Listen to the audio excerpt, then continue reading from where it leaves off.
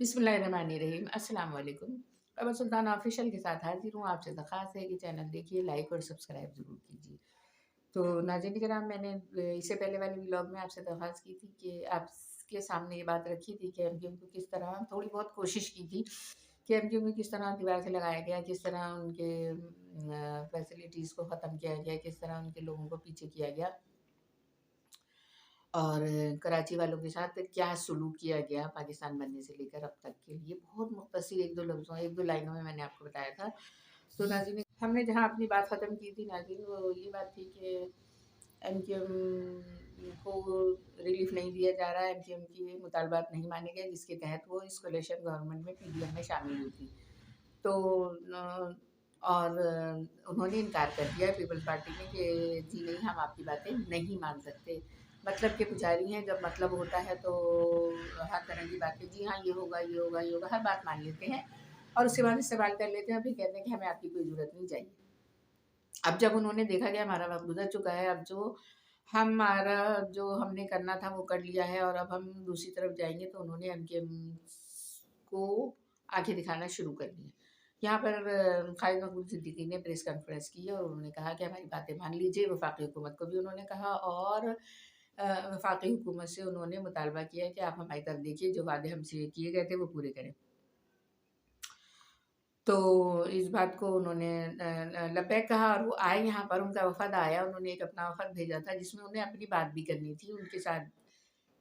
भी हाथ हो रहा है, तो वो उसके लिए बात करना चाहते थे, लेकिन यहाँ ज़रदारी साहब ने उनकी कोई बात नहीं सुनी, ना ही एमकेएम की कोई बात सुनी और साफ इनकार कर दिया कि जो बातें आप कह रहे हैं,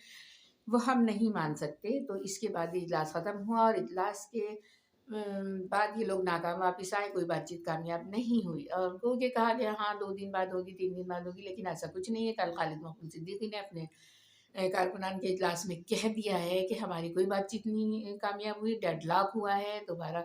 कोई चांस नहीं है और इस डेडलॉक के तहत हम आगे जाएँगे, हम एहतजाज करेंगे। अपने कारकुनान को उन्होंने तैयार किया और उन्होंने अपने से अलग होने वाले मुस्तफ़ा कमाल, जो उन्होंने पाकिस्तान पार्टी अलग बना ली थी अपनी पीएसपी के नाम से, उनके पास गए। वहाँ पे उनका बहुत अच्छा सवाल किया गया। सवाल करने के बाद उनसे बातचीत की गई, प्रेस कॉन्फ्रेंस की गई एक साथ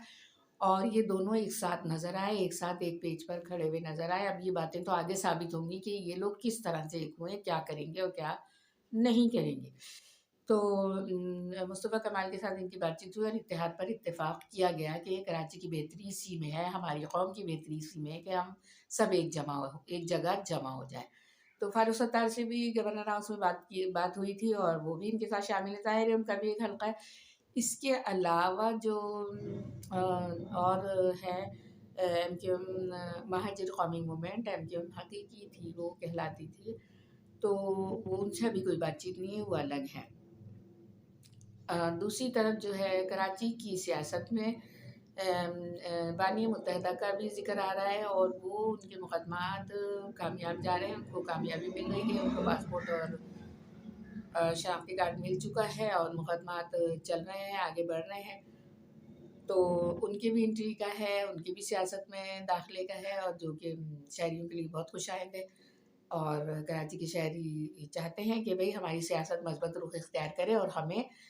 फ़ायदा मिले और जो हमारे चाहने वाले लोग हैं, जो हमारे हमदर्द हैं, हमारी बक़ा के लिए ज़रूरी है, उन लोगों को सियासत का मौका दिया जाए। कई जगह से ये बात की गई है कि सियासत का मौका दिया जाना चाहिए और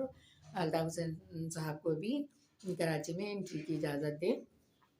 और वो भी अपनी सियासत करें। गो के पार्टी उन्होंने ही बनाई थी और इन्हीं की बनाई हुई थी, वहीं से आगे लेकर चले थे और कुछ अरसे बाद बहुत जल्द ही थोड़ा-सा काम हुआ था, शुरू हुआ था, 3-4 साल ही हुए थे अच्छी तरह से काम शुरू करके, 2 साल, 3 साल। तो 92 में उन्हें यहाँ से जाने पर मजबूर कर दिया गया था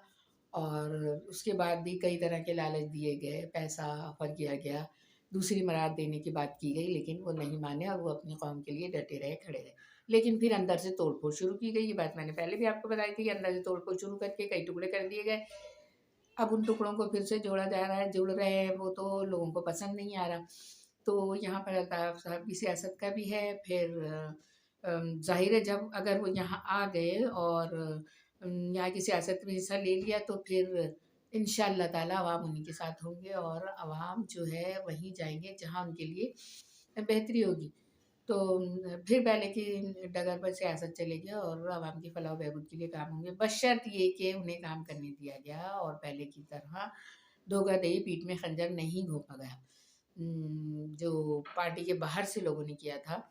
اور پارٹی کے اندر تو پھر بھی اتفاق تھا، اتحاد تھا، اور پارٹی والوں کو اندر سے بھی مقتدر لوگوں نے توڑا۔ تو اگر ان لوگوں کو اس طرح کی اجازت دی گئی تو ظاہر ہے پھر بہتری کی طرف ہی جائیں گے۔ اللہ تعالیٰ مہاجر قوم کے لیے اور اردو بولنے والوں کے لیے بہتری فرمائے گا، اس لیے کہ کراچی کے جو حالات ہو چکے ہیں، کراچی میں چوری ڈکیتی، گھر کے سامنے بیٹھے ہوئے بندے کو مار دیا جاتا ہے، 1500 روپے اگر جو لے کے نکل رہا ہے اس سے وہ چھین لیے جاتے ہیں، گلی محلوں میں نئے نئے لوگ نظر آ رہے ہیں، کچھ سمجھ میں نہیں آتا کہ یہ کون سی پالیسی چل رہی ہے کہ کراچی کے باہر والے لوگ جو ہے یہاں پر کاروبار کر رہے ہیں اور ہمارے اپنے لوگ جو ہے وہ کاروبار نہیں کر پا رہے۔ ٹیکسز مختلف اس طرح کے لگا دیے گئے ہیں کہ لوگوں کو کاروبار کرنا مشکل ہو گیا ہے، بجلی اور گیس کی طرف سے اتنا مارا جا رہا ہے کہ دکانیں اور کاروباری حضرات بجلی کی وجہ سے بہت پریشان ہیں۔ تو ان کا جو ہے پھر اس کے علاوہ یہ کہا جا رہا ہے کہ 8 بجے 8:30 بجے دکانیں بند کر دیں، تو یہ کافی مشکل حالات ہیں۔ اور تاجر ایسوسی ایشن نے جو ہے تو انکار کیا ہے کہ ہم 8 بجے دکانیں نہیں بند کریں گے۔ تو دیکھیے حکومت کی جو ہے نا ساری توجہ عوام کی بجائے، عوام کی عوامی حلقوں کی بجائے توڑ پھوڑ میں لگی ہے، اس پارٹی کو کس طرح توڑیں، اس کو کس طرح ختم کریں، وہاں کیسے کریں، اور کس طرح سے ہم اپنی حکومت برقرار رکھیں، ہمارا تخت برقرار رہے اور لوگ کہیں بھی جائیں جہنم میں۔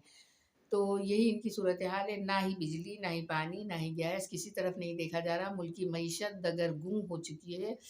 اور جبکہ یہاں پر کوئی ایسا وہ نہیں ہے کہ عوام کو ریلیف ملے، پورے ملک کے حالات خراب ہیں، معاشی حالات تو ابتر ہو چکے ہیں، کراچی اور پاکستان ڈیفالٹ کی طرف جا رہے ہیں۔ تو مختلف حلقے کہہ رہے ہیں آئی ایم ایف کے شرائط ہم پوری نہیں کر پا رہے، دوست ممالک ہم کو قرضہ دینے سے کترا رہے ہیں۔ تو یہاں پہ یہ ساری صورتحال جو ہے یہی ہے کہ ہم صرف اپنی روٹی پر بوٹی کھینچ رہے ہیں، لوگوں کو نہیں دیکھ رہے، ان سے روٹی بھی کھینچ لے رہے ہیں، بوٹی تو بوٹی، ہم روٹی بھی کھینچ رہے ہیں۔ یہ ہماری حکومت ہے، یہ ہماری گورنمنٹ ہے، اور یہ ہمارے سیاستدان ہیں۔ تو وہ عوام کی طرف بالکل نہیں دیکھ رہے، ملک کی طرف بالکل نہیں دیکھ رہے۔ نام ہوتا ہے وطن کا اور وطن ان کے لیے کوئی اہمیت نہیں رکھتا۔ ہم نے اب تک یہی دیکھا ہے اپنی زندگی میں، ہمارے یہاں کے سیاستدانوں کے لیے وطن کوئی اہمیت نہیں رکھتا، وہ صرف اپنی ذات کے لیے جیتے ہیں، اپنے خاندان کے لیے جیتے ہیں، اور وہ اسی پر ختم ہو جاتے ہیں، دوسروں کو ختم کرتے ہیں اپنے ساتھ ساتھ۔ تو یہاں پر الطاف حسین نے اپنے بیان میں، کئی بیانات میں انہوں نے کہا ہے کہ مجھے 24 گھنٹے کا وقت دیا جائے، مجھے 48 گھنٹے کا وقت دیا جائے، 72 گھنٹے کا وقت دیا جائے، میں تمام مسائل حل کر سکتا ہوں۔ حتیٰ کہ سیلاب میں جو لوگ 4 مہینے سے بسے ہوئے ہیں، ڈوبے ہوئے ہیں بیچارے، ان کو بھی انہوں نے کہا ہے کہ میں کچھ تھوڑے ہی عرصے میں ان لوگوں کو ریلیف دے سکتا ہوں، اور سیلاب کا پانی وغیرہ ہم سب ختم کر سکتے ہیں، ہمیں ریلیف دے، ہم کراچی کے حالات بہتر کر سکتے ہیں۔ کراچی جو پورے ملک کو کما کر دیتا ہے، پورے ملک کو چلاتا ہے، ہم اس کو بہتر کر سکتے ہیں۔ ظاہر ہے جب کراچی بہتر ہوگا تو پورا ملک آٹومیٹک ترقی کرے گا۔ تو یہ ساری صورتحال ہے، وہ بار بار وہاں سے کہتے ہیں، اپنی غلطیوں کی معافی بھی مانگتے ہیں، اور انہوں نے اپنے لیے وقت بھی مانگا ہے کہ مجھے بھی یہاں پر ٹائم دیا جائے، میری سیاست کو بھی وقت دیا جائے، وقت یہاں پر گزارنے کے لیے وقت دیا جائے، میں اپنی سیاست جاری رکھوں، اپنے لوگوں کے درمیان آؤں اور ان کے لیے بات چیت کروں۔ اس سب چیز کو دیکھا نہیں جا رہا، اور جو ہے وہ اپنی پٹری پر ہی چل رہے ہیں کہ گو کہ آگے سے راستہ بند ہے، وہ ٹرین جا کے ٹکرا جائے گی اور کچھ نہیں ہوگا، وہ اسی پٹری پر چل رہے ہیں، لیکن ملک کے لیے نہیں سوچ رہے، کراچی کے لیے نہیں سوچ رہے، ہر ایک کو سیاست کرنے دینا نہیں چاہتے۔ تو یہ صورتحال ہے ناظرین کرام، دعا ہے اللہ تعالیٰ سے ہمارے ملک کے حالات بہتر ہوں اور ہم سب بہتری کی طرف جائیں، ہماری قوم کو ریلیف ملے، اور ظاہر ہے ہم اپنی قوم کے لیے بہتری کی دعا کرتے ہیں۔ اللہ تعالیٰ ہماری قوم کے نوجوانوں کو اور لوگوں کو قوت طاقت عطا فرمائے، اتحاد عطا فرمائے، اور محبتوں کے ساتھ اور اتحاد اور یگانگت کے ساتھ اپنی جدوجہد کو شروع کرنے کی اور ایک جگہ جمع ہونے کی توفیق عطا فرمائے۔ اللہ حافظ۔